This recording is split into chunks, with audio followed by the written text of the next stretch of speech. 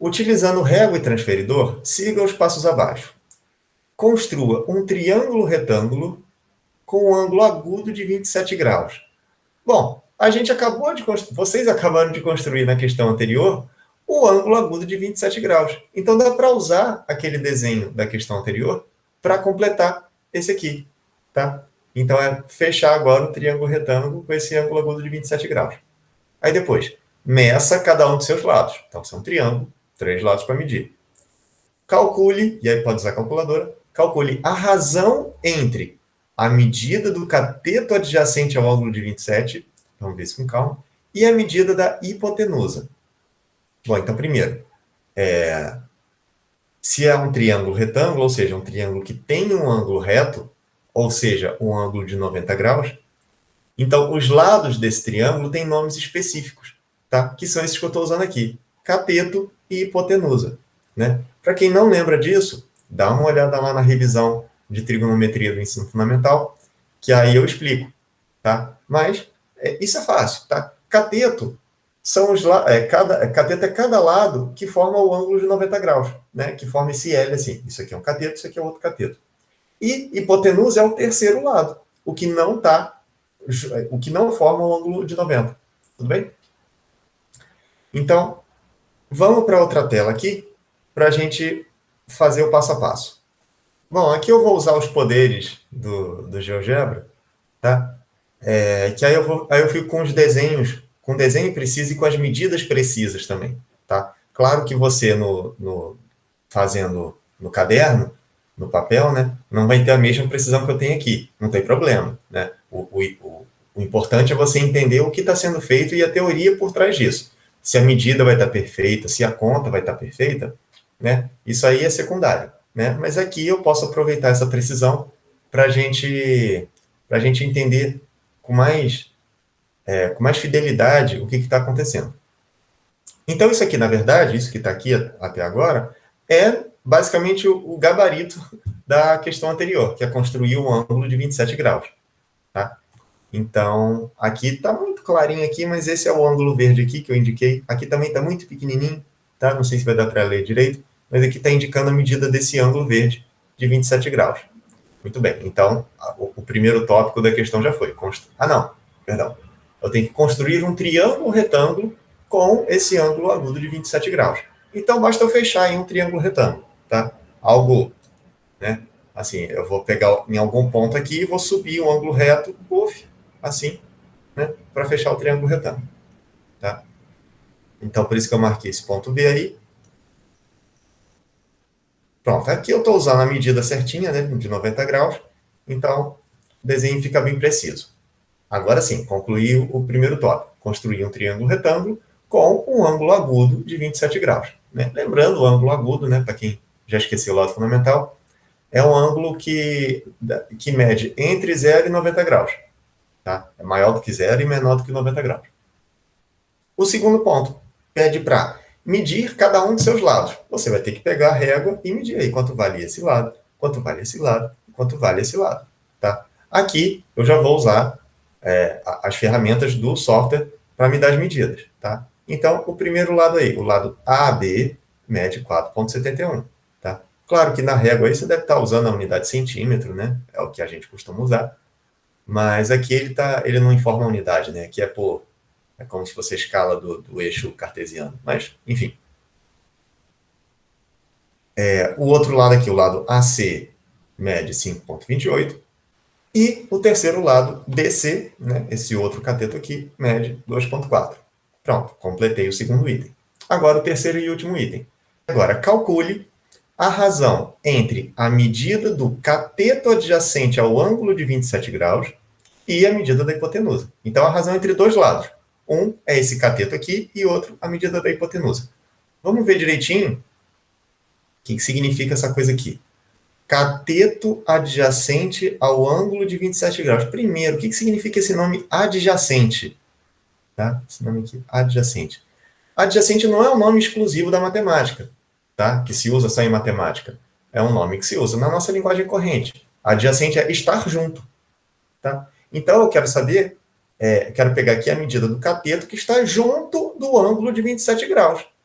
Né? Pô, porque eu tenho dois catetos no triângulo. Tá? São esses dois lados aqui que formam um ângulo de 90 graus.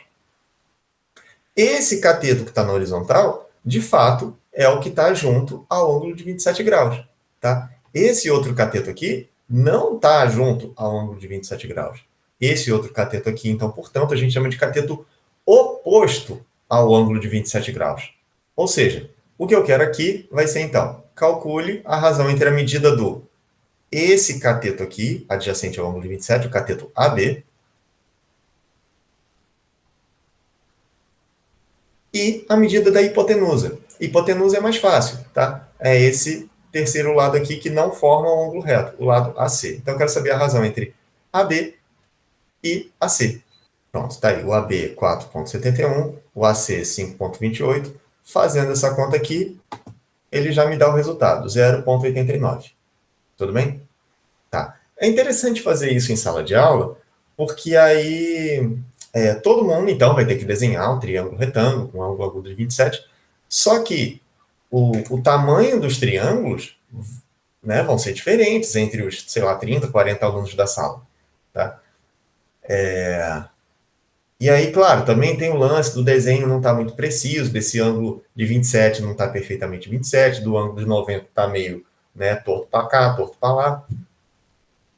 Mas, teoricamente, todo mundo teria que encontrar esse mesmo valor, 0,89.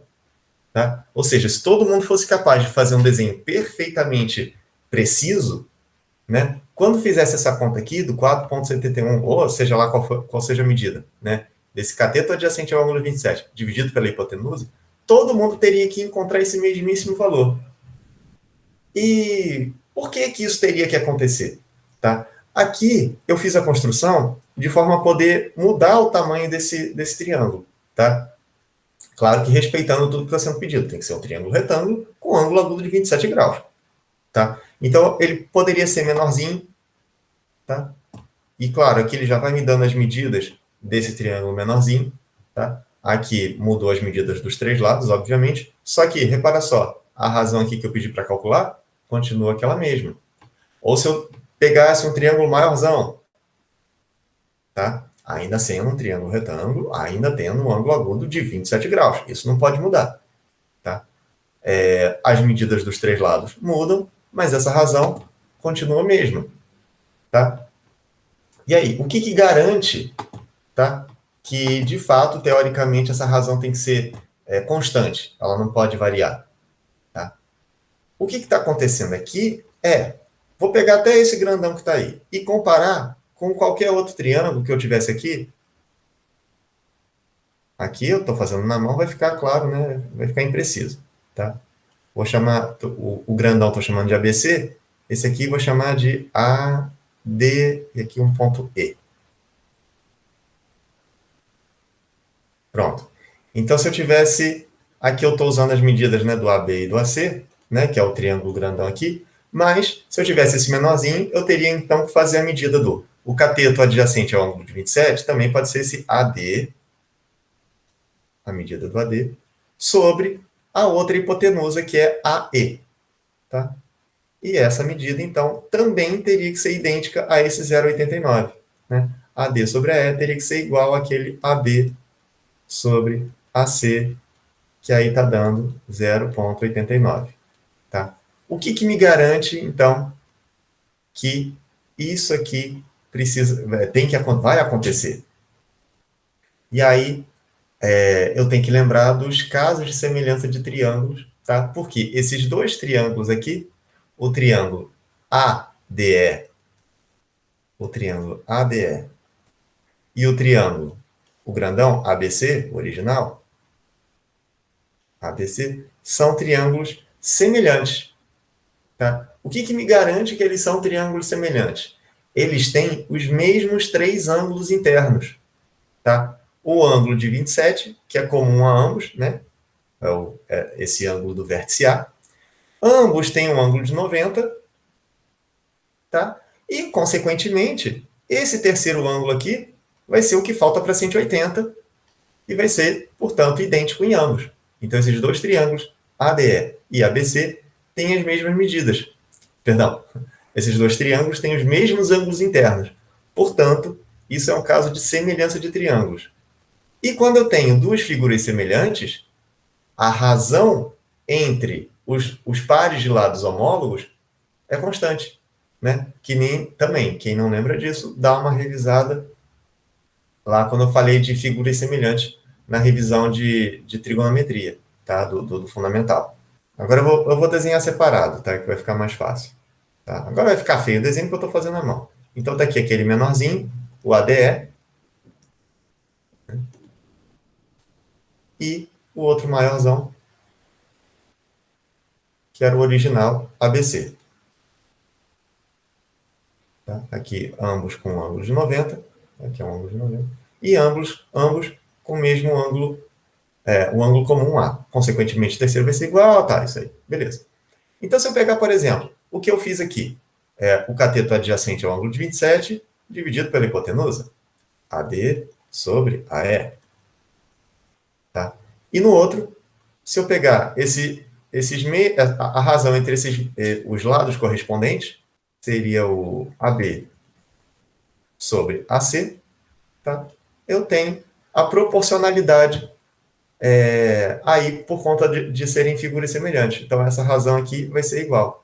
Ou se eu pegasse qualquer outro triângulo que também tivesse o ângulo de 90 graus e o ângulo de 27 graus, tá? Essa razão entre cateto adjacente ao ângulo de 27 graus sobre hipotenusa sempre vai ser igual e era 0,89, né, que estava dando? Isso.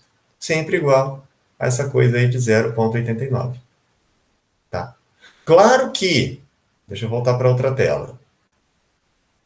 Se eu variar a medida do ângulo agudo, se não for mais 27, for outra coisa aqui, sei lá, 35, aí sim vai variar, que não deixa de ser 89, porque o triângulo deixa de ser semelhante ao que tinha um ângulo agudo de 27. Então aí não vale, tem que preservar aquele ângulo agudo de 27. Moral da história é que sempre que eu tiver um triângulo retângulo com um ângulo agudo de 27 graus, tá? Essa razão sempre vai valer 0,89. E a gente dá nome para essa razão aqui. Ela vai ser, né, relevante para a continuidade do nosso estudo. Tá? A gente chama a razão entre o cateto adjacente ao ângulo dividido pela hipotenusa, a gente chama isso aqui de cosseno de 27 graus. Então, o que eu vi aqui, o que a gente calculou aqui foi, empiricamente, que o cosseno de 27 graus vale 0,89. Tá? Você talvez esteja estranhando esse nome cosseno aqui, tá? E vai aparecer vão aparecer vários outros nomes estranhos, tá? Mas o porquê desses nomes é muito mais lá na frente que a gente vai ver o porquê. Vão, por enquanto, engolindo esses nomes estranhos aí.